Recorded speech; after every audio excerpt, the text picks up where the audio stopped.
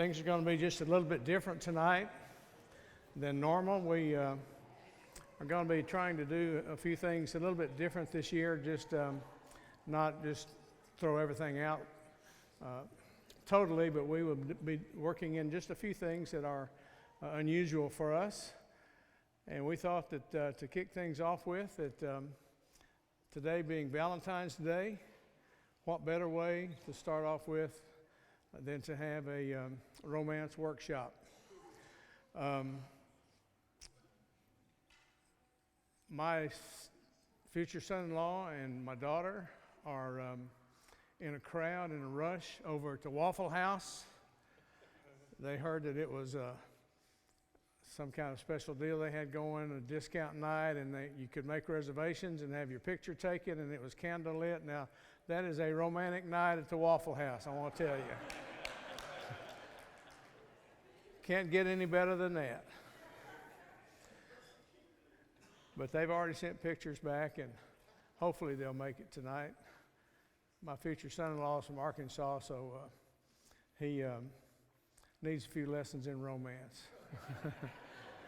First, I'll shave his Duck Dynasty beard, but we'll get into all that later.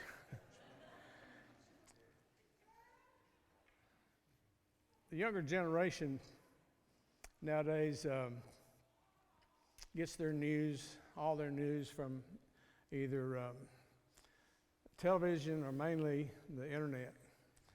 Some have their favorite internet sites, MSN or Google or whatever, and they can just go right to the news that they hear. I'm one of the old-fashioned guys, as a lot of you. You get your news from the newspaper. My late father-in-law was 40-year editor of the Sherman Democrat.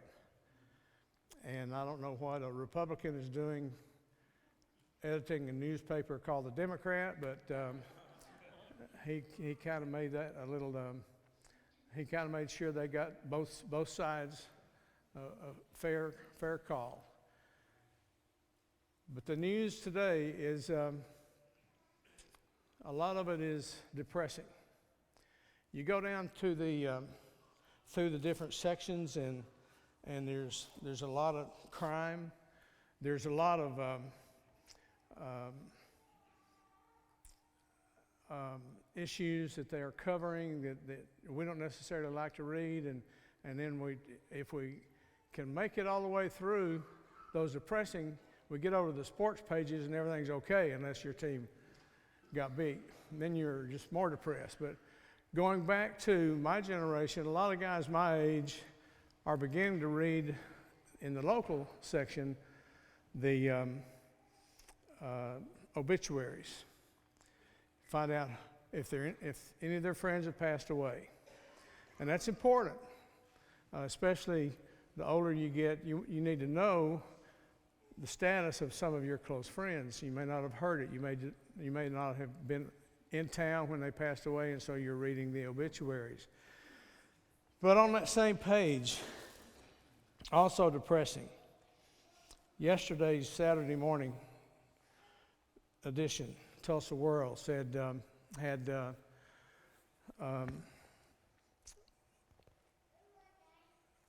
section where they list several times a week, but especially on Saturdays.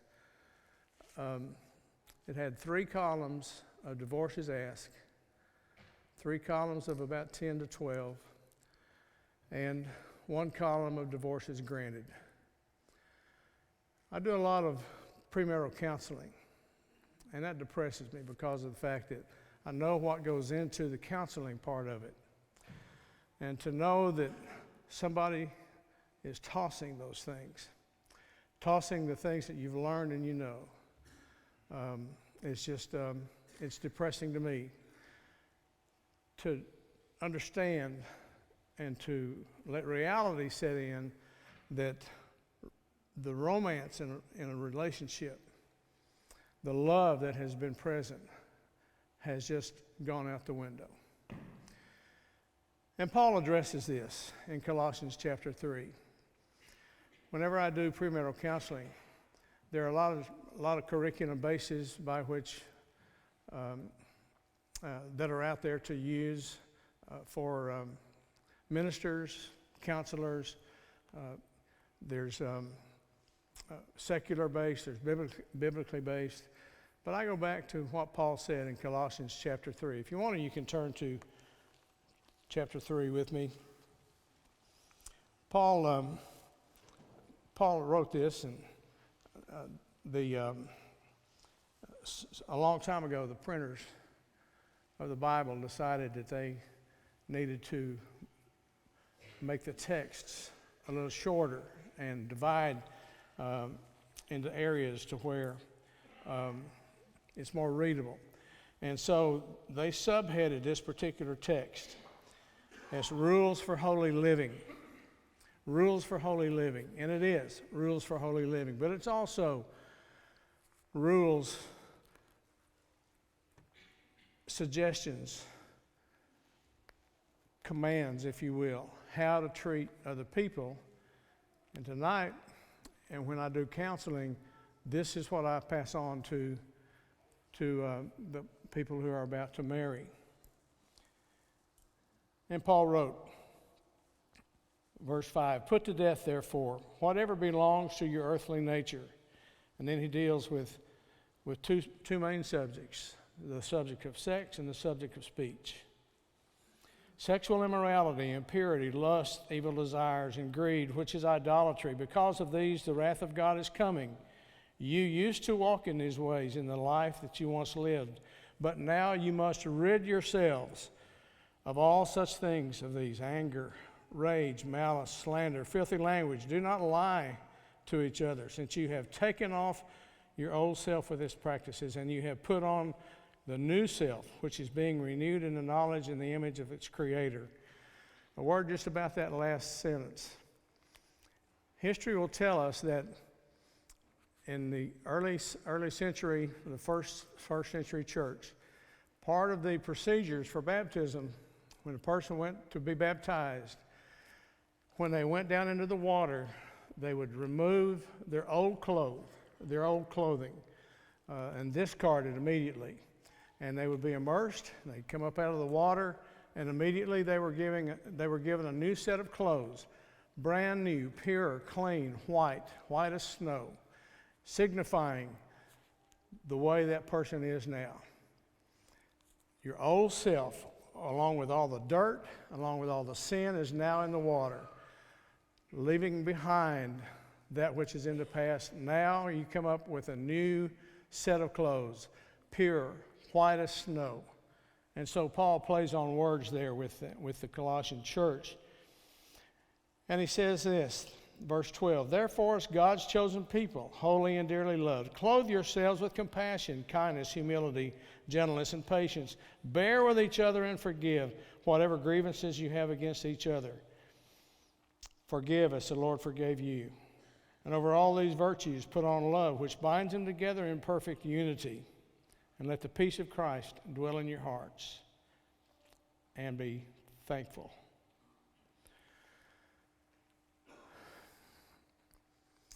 When I'm counseling with young people about to be married, and they begin to let this sink in, there's a lot of what-ifing going on. Well, what if, and what if, and what if? Do I still have to bear with her? Do I have to put up with him?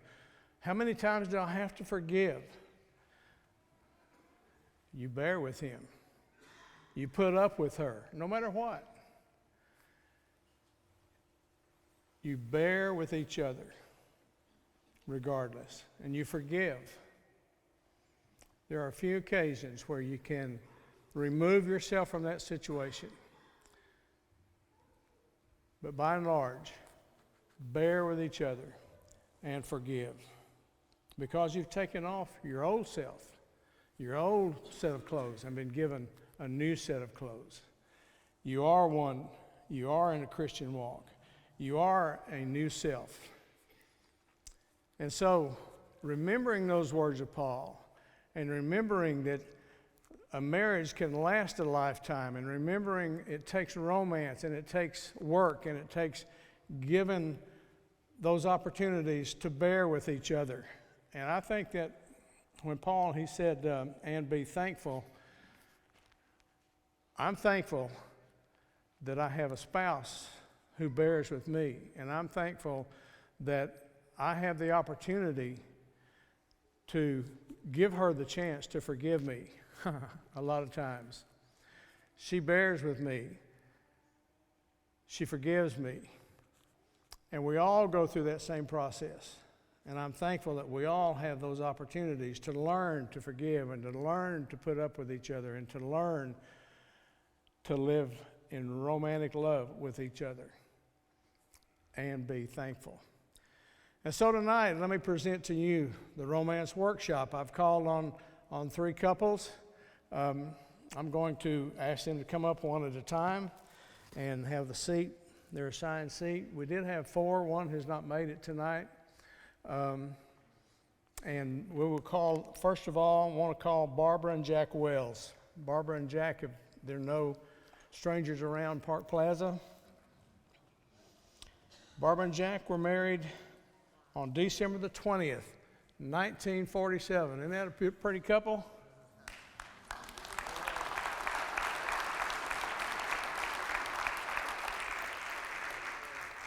"68 years, 1 month, 22 days as of last Thursday." Our second couple, Bill and Evelyn Haney, married November the 29th, 1957. 58 years, 2 months, 13 days.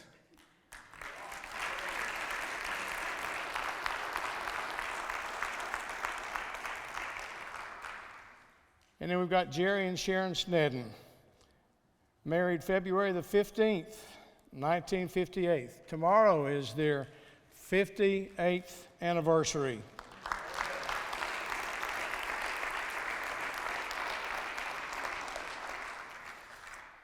We're going to start off one at a time. We're going to ask them to tell us a little bit about themselves and let us hear from them. What has helped them to stay married as long as they have been? And to give us some sound advice, especially our younger folks, some sound advice, how to stay married. Jack and Barbara, tell us, Jack, where did you meet? You shouldn't have to have notes on this one, Jack. Tell us, where did you and Barbara meet? You don't need to mess with that. It's already on. Is it on? It's on. Okay. This electrical engineer here could find the switch. Okay, Ed, I'm sorry I was fumbling with this switch. The first question where did we meet? Okay. Well, we met in the little town of Waukomis, Oklahoma. That was where Barbara was raised. And I was just out of the Navy in 1946 and visiting my hometown, Hennessy, which is just south of Waukomis, south of Enid. And a friend of mine says, let's go to Waukomis. They got a skating rink up there, and there's a lot of girls. So, you know, and so we went, and he introduced me to Barbara.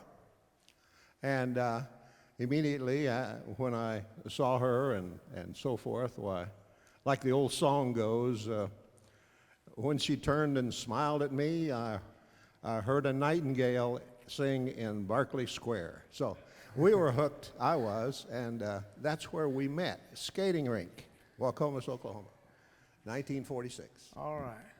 Barbara, is that how you remember it? That's pretty true, yes. Just double checking.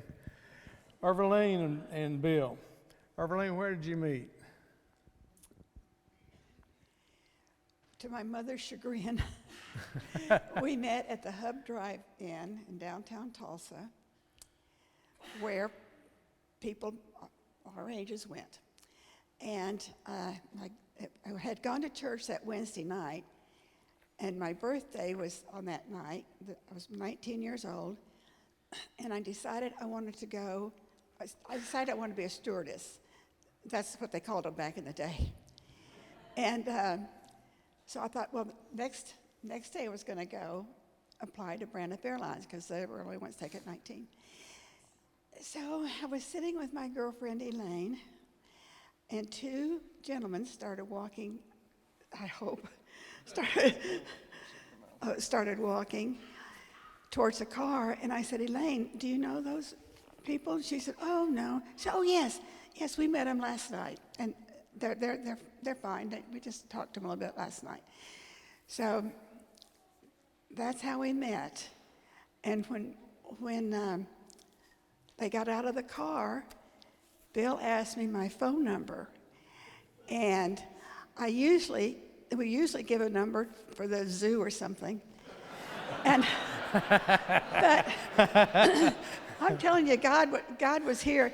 I gave him my real phone number, and that really surprised Elaine. So that's how we met. Well, that was her story. I had been in the Marine Corps for about 3 years at that time, and I got stationed in Tulsa, my hometown, and they figured I might do some good getting people in the reserves. But that particular night, my friend Charles Busby and I had gone down to the hub, and we were sitting down there. I saw this car come in, and I said, well, Charles, I think that's the same people we talked to last night. He said, well, let's go find out. So we got out of the car and walked over and got in the back seat of the car, and we started talking, and I understand that I kind of monopolized the conversation, but I can't really believe that, but I've been told that that's true. And when we left, I asked for her number, as she said, and I really got that right number. And I called her the next day, and we went out that night, saw a movie, Band of Angels, and took her home, and then we went on from there. Sharon, let me interrupt just a moment. I forgot to dismiss the children for Children's Bible Hour. If you have kids and they've not already left, they can do so at this time. This is better though, isn't it? Yeah. Okay, Jerry and Sharon. Ed, I'm a little bit intimidated as I look out in this audience. I think I know from the other two couples, we've been married the least amount of time, but 57 years is still quite a lengthy period of time. I guess when Sharon may say something different, but when we met, I'd been going to Oklahoma State University, Oklahoma A&M then. I thought I was going to go over there and play golf. And the other thing I wanted to do desperately was fly airplanes.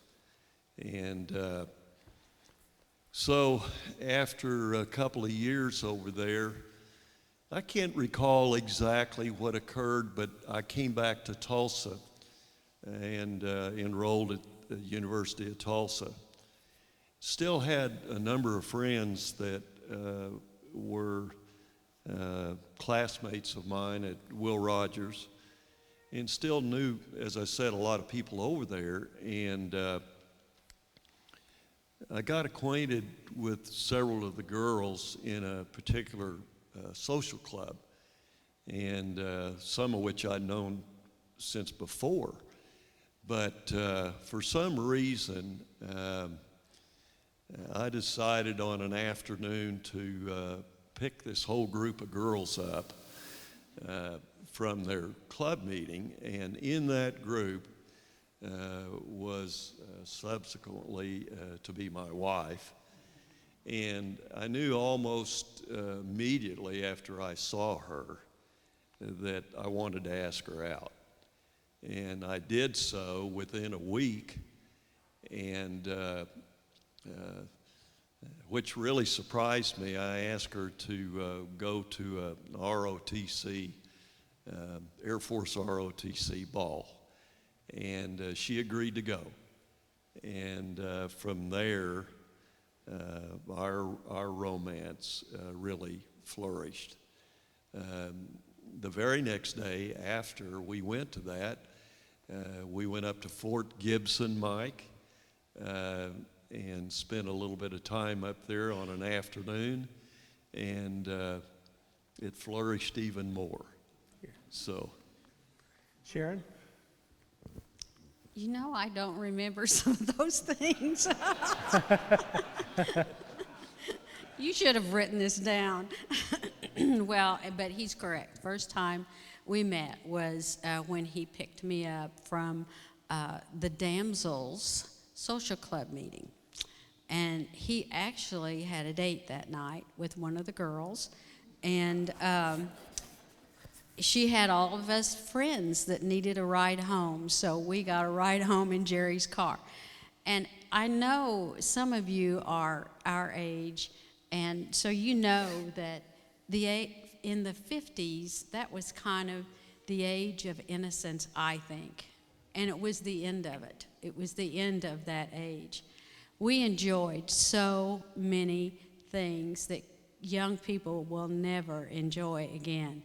And when Bill talked about getting into the car that Irveline was in, you would not do that in a million years now. You wouldn't let anybody do that. But at that time, we went to Pennington's, and everybody got into everybody's car, even if you didn't know them. I mean, we were hopping cars all evening.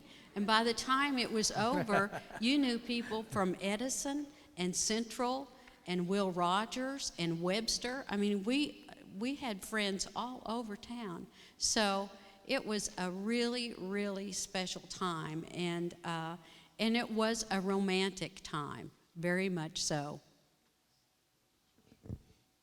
Just sit in the chair. Okay.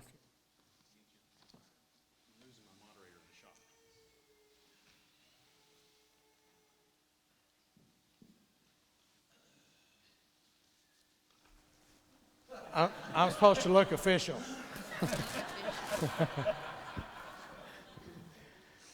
All right, Jack and Barbara, what was your favorite activity to do together before you got married and after you got married, and when did you realize that this was the one for you? Jack, when did you know Barbara was the one that God put on this earth for you? Well, let me see. She was, I'm sorry, but I'll get it. I didn't want to. But anyhow, Barb and I dated and so forth, and I'm sorry, but I'm. That's all right. In 1947, I bought a 1926 model Star car, and a Star, and we dated in that. We drove it around Stillwater when we got married, and we had it until we graduated there. But I don't know. She just seemed to be, made for me. She was a very pretty young lady, as you saw in the picture there. But seriously, we were both raised in the church, and I was First Christian Church and all, and we developed there in our classes a mutual respect for everyone, mutual respect for one another. And she was friendly, and she was very fun to be around, and I was just very enamored and attached to her, and we dated and got married. Barbara, what was your favorite thing to do? Well, about the only thing we could do, we went to Enid with our friends and played miniature golf, and maybe went to a show once in a while. There was the skating, and we didn't want that, so there just wasn't much to do way back there. Good. And so when did you know that Jack was the Well, one for you? I had a date with him, and we'd been going together, and he was very nice. He was courteous, and he was funny, and I thought he was really good looking. And I think that's when I knew, because that we just never went with anyone else after that. Good, good. Bill, what was y'all's favorite thing to do before you got married? What was your? Well, before we got married, we spent most of our time together, movies. We'd go to the local drive-ins in Tulsa, and there were a lot of them at that time, and drive-in restaurants. And you can get all the way from 11th and Boulder out to the other side of Memorial, and at that time that was quite a drive. But that was I think our favorite thing to do. Now we didn't date for too long before we moved on, but I'll let Irveline tell you what she thought if you'd like. Well, we really didn't date very long. I met him on the 25th of August, excuse me, and we got married and we got engaged the 5th of September. So, much again to my mother's chagrin. And that's just about what we,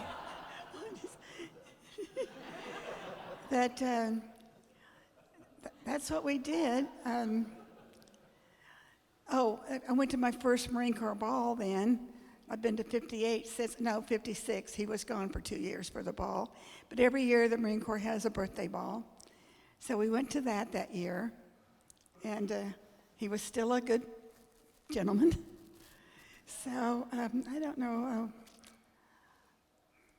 After we got married, we had a baby in 10 months. So I don't know. We didn't go anywhere. Okay, just to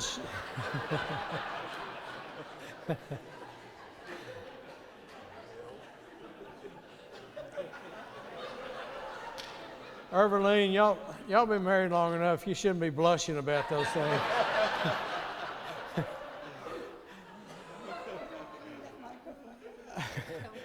All right, Bill, just that short amount of time, how did you know Irveline was the one for you? Well, Ed, I'll tell you the same thing I tell everybody else. It was a God thing. He knew what I needed well before I knew what I needed. And he came through.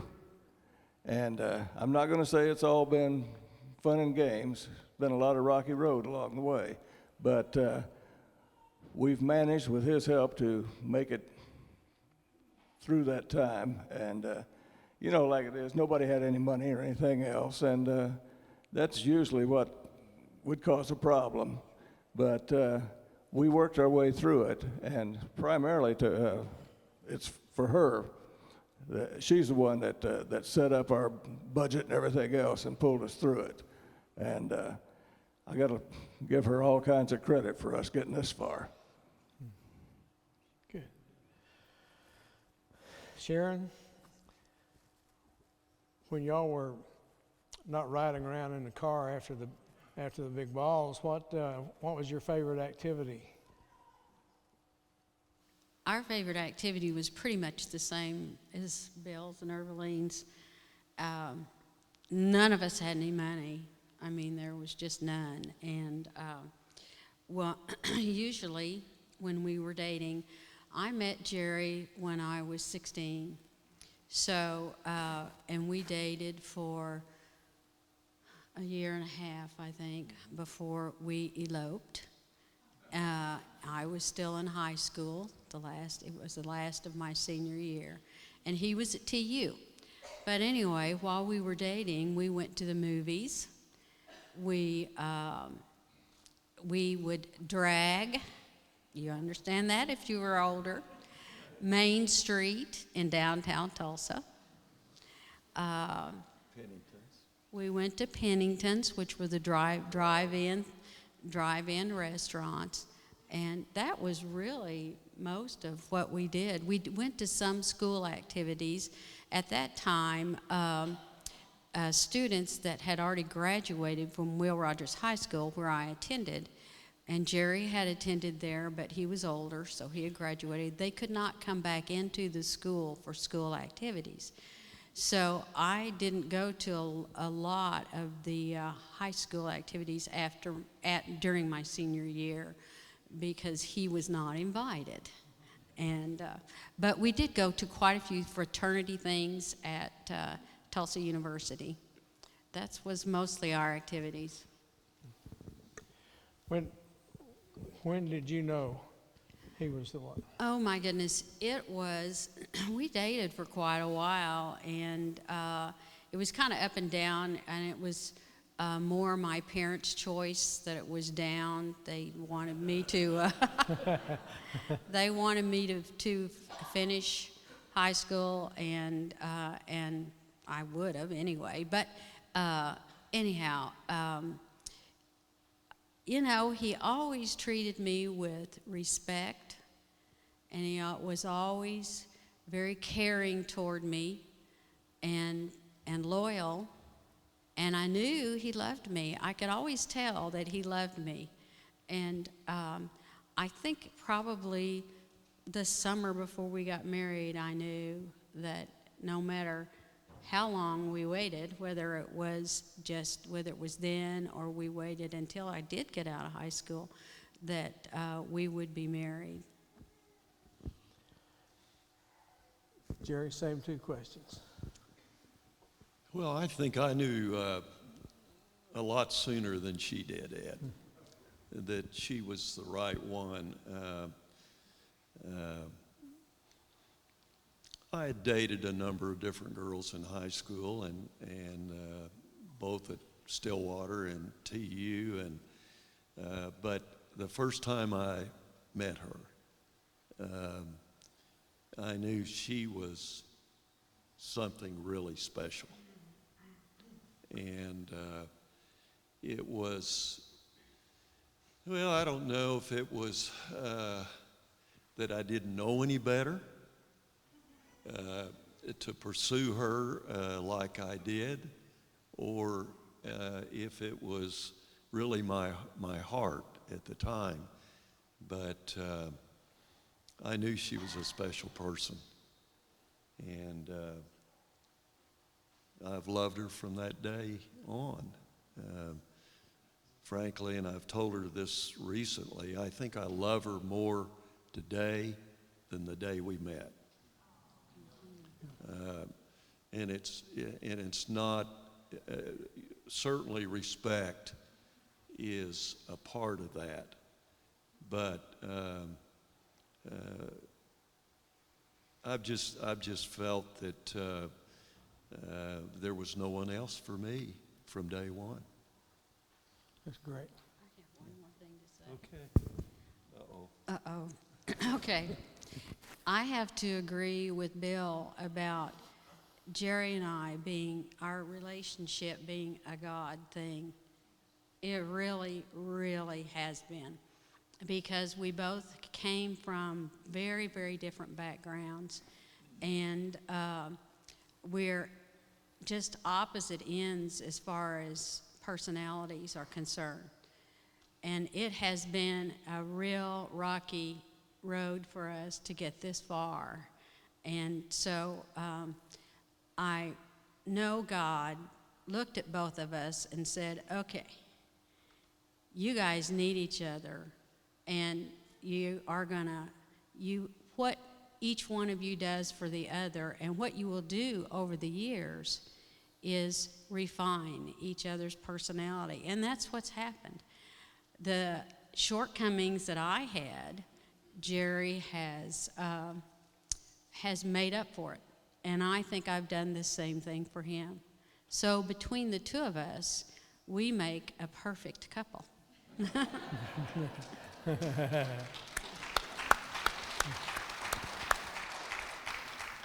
Okay, some One last question. Some advice that you would give for long life in marriage, a long relationship in marriage. What kind of advice would you give, Jack, to a young person looking for advice to stay married as long as you guys have been?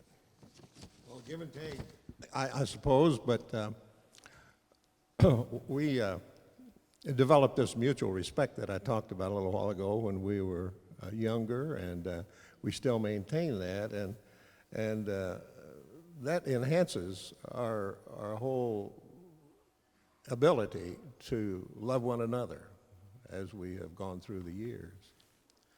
And the thing to do is to let the other one have their way, at least when it doesn't make any difference. And then you don't have anything to argue or to fuss about. And so I guess it's that more than anything else. Barbara? I think you need to give each other space. He has his hobbies, and I have mine. And he always goes a couple times a week and works on an airplane, and I paint, and we don't argue. We just don't argue. And I think the best advice is don't both of you get mad at the same time. Take turns.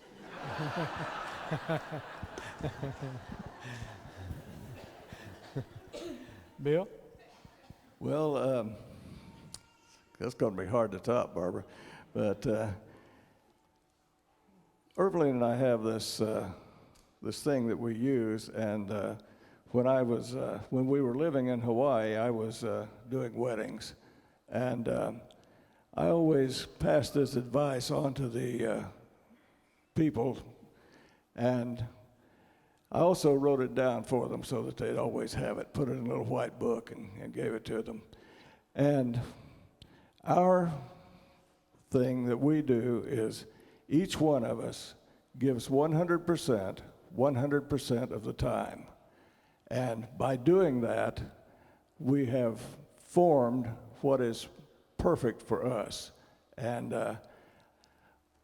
I think if people today would not be as selfish as some that I've seen around, and would practice that, giving 100% to the other one, 100% of the time, they'll last a long time in what they're doing. Good. Early? Well, also, he was gone a lot. So, I don't know where I'm going with this exactly, but my friends, to this day, they want to go somewhere to Branson or something, just a girls' thing. And I can't do that. I just won't do that. He was gone so often, I'm not about to give up one night to go with a bunch of girls. But anyhow, he's telling it, we don't do 50-50 because we never figure out who did the 50. So we do 100% of the time. And we have argued. We can't say we've never had an argument because we have. Good. Jerry? Okay. Without question in my mind, and I don't want it to be just a phrase, but as a young couple, you need to surround yourself with other couples that are going through like experiences, both in raising children, in careers, whatever it might be. But a couple that, or couples that you can rely on when there is troubles, and believe me, there's going to be troubles. This life itself is hard at best, in my opinion. And the church has meant so much to us. Um, we had some real problems with one of our children, our oldest, was in a terrible car accident. And we were surrounded with very close couples. And one of which, by the way, is Irvaline's brother, Tyson Cross. But those couples brought us through that, along with the church that we were involved in at the time, which was in Overland Park, Kansas. But I just don't know, Ed, if you can do it alone today. I just don't think it's possible. And like the others have said, we had some arguments along, some pretty serious, to the point that there was a period in our life with me traveling. I'm looking at David Huey that travels extensively all the time. And in my career, I started traveling a lot. I would be gone sometimes 4 or 5 days a week, and rush home on Friday, run to the cleaners, be ready to go on Monday morning. And that 5 years in our life was beyond difficult, and it created some problems for us. But these same couples surrounded us during that period of time. We moved. That was the other thing. I don't think young people move today like we did. We moved 23 times. And we would, much like Bill and Irvaline, there was times we didn't even unpack boxes because we knew within 2 years we would be relocated somewhere else. And Sharon never questioned that one time. She was ready to move. And but it did make things tough. And without those friends and without the church, we couldn't have done it. Sharon? Me?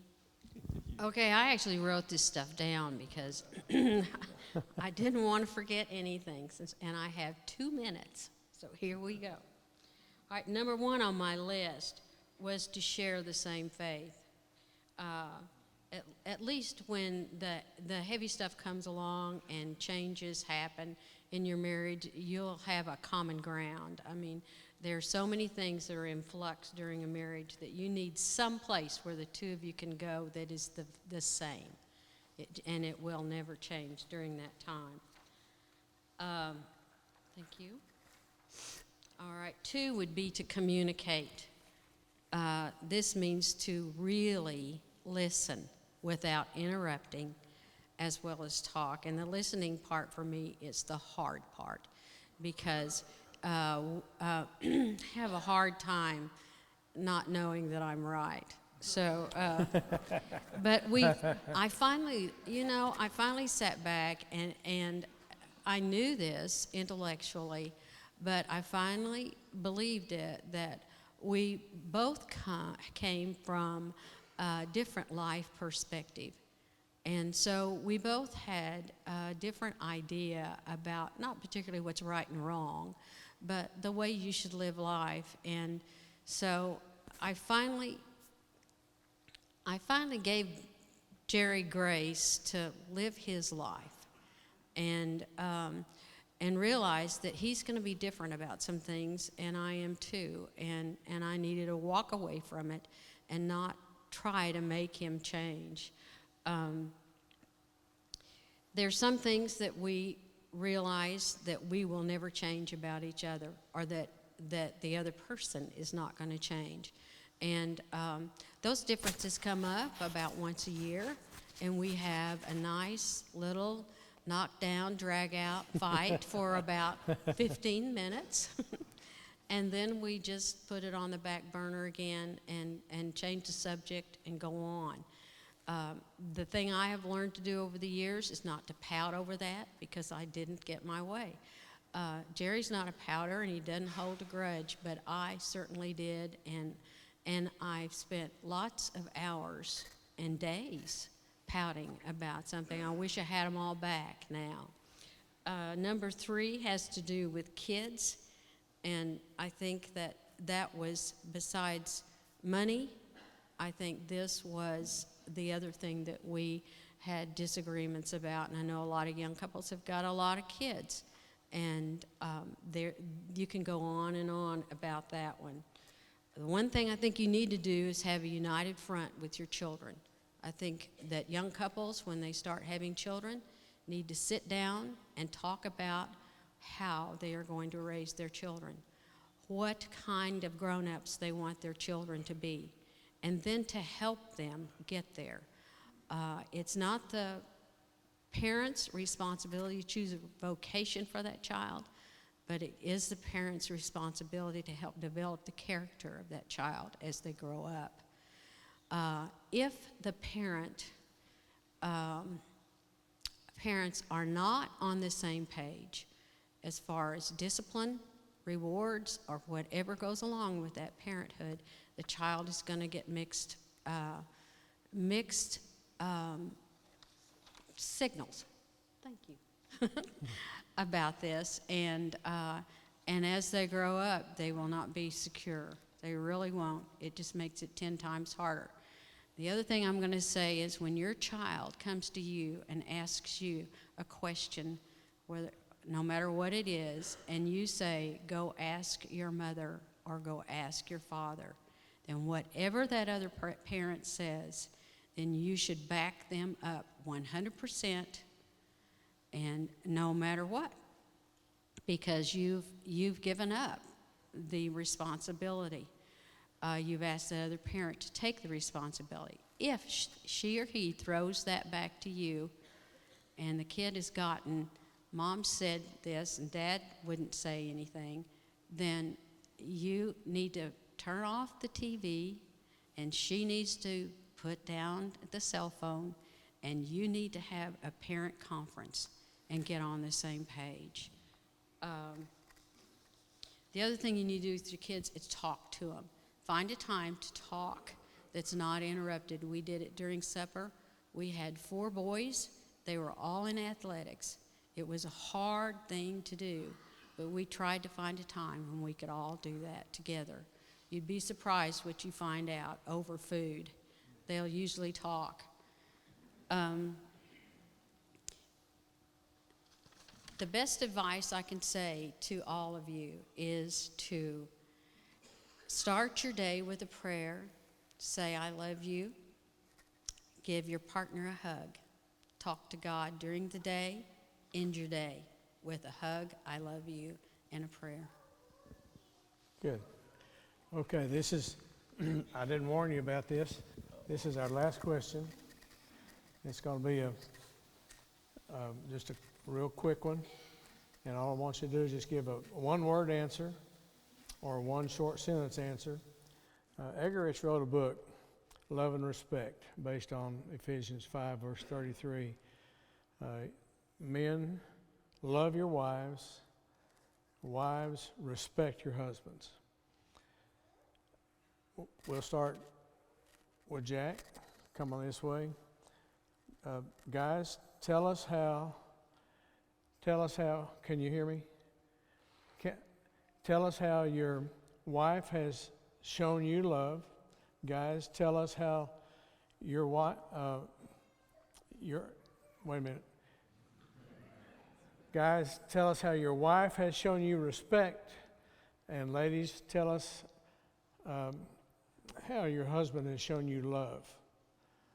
Okay?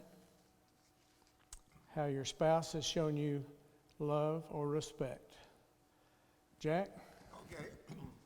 Oh, we talked a while ago about, what we did together before. Real short. Okay. I have a hobby of, and a passion of viewing total solar eclipses.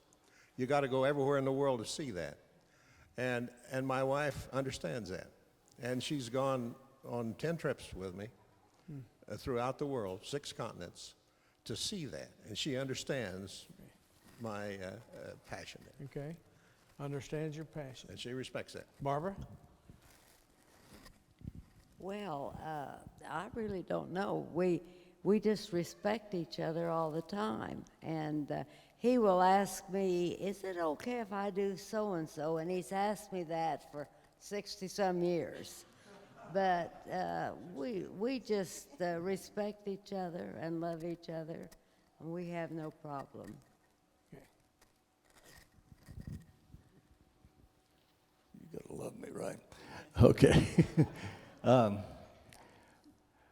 I think Irveline shows her love for me by letting me do pretty much what I want to do. But How does she show you respect? but she shows me the respect. She respects what I like to do, but along with that, she loves me enough to tell me if she has an opinion about something that I want to do. And I think I love her enough to listen to her. And that's a smart man. Irvine? How does he show your love? Him love? How does he show me love? How does he show you love? Oh, my. Oh. Well, other than telling me he loves me, he has my tea ready for me in the morning. He fixes my breakfast. There you go. He helps me a housework. And we just, now that we're retired and the children are off on their own, we just have each other, and we just want to be one. Good. Sharon? Okay, he brings me flowers. He holds my hand. He opens the doors for me. He takes care of me when I'm sick. Oh, sometimes it's overbearing, but he does. Jerry, how does Sharon show you respect? Well, I think with total support in whatever I choose to do. You mean other than food, Ed? She's probably the world's best cook and has just honored me by being my wife, through honor. That's right. It is important that we as husbands know that our wives think so highly of us that they will honor us.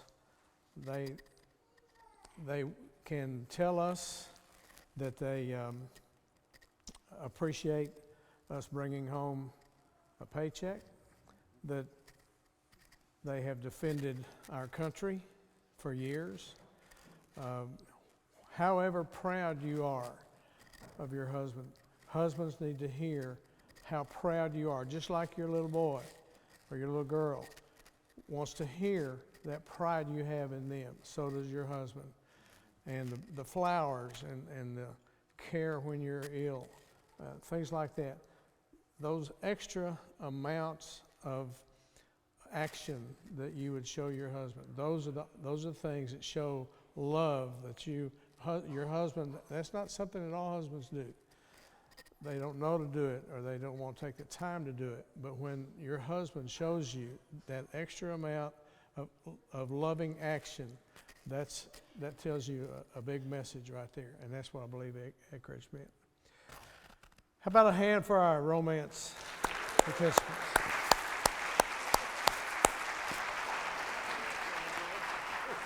Y'all can just stay there a minute.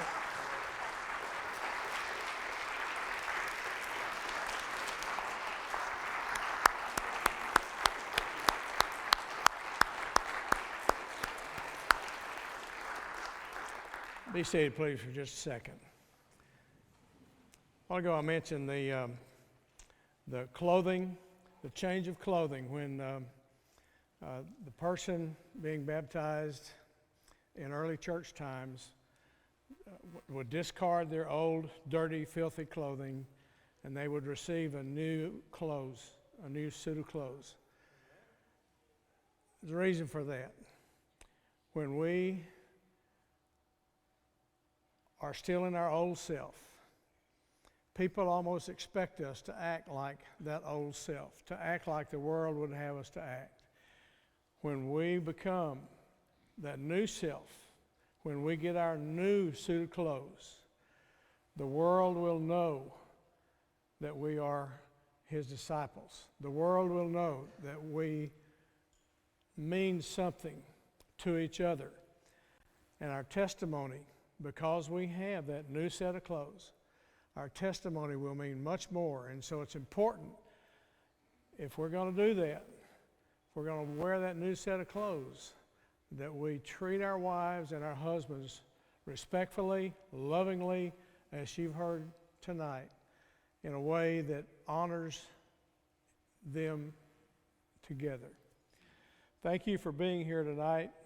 We're going to close with a prayer. If you've not had a chance to partake of communion today, it's down in our library area to the east wing. And then when you leave the rear doors,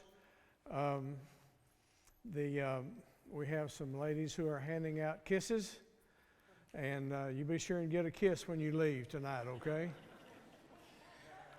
Let's pray. Father in heaven, we are grateful once again to be able to come together to hear about successful marriages. Father, we know that sometimes we fall short.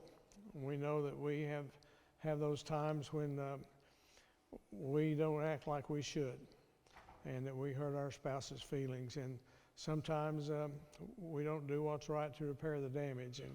And Father, I pray that those times will become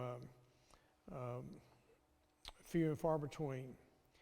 Father, I pray that we will look to Jesus and let him fill our hearts.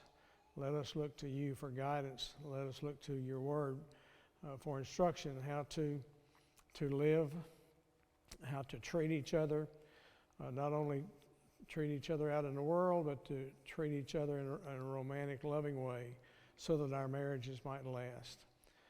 Father, we are grateful that we do have a loving Savior who loved us so much to give his life on the cross. And it's in his name that I pray. Amen. Amen. You're dismissed.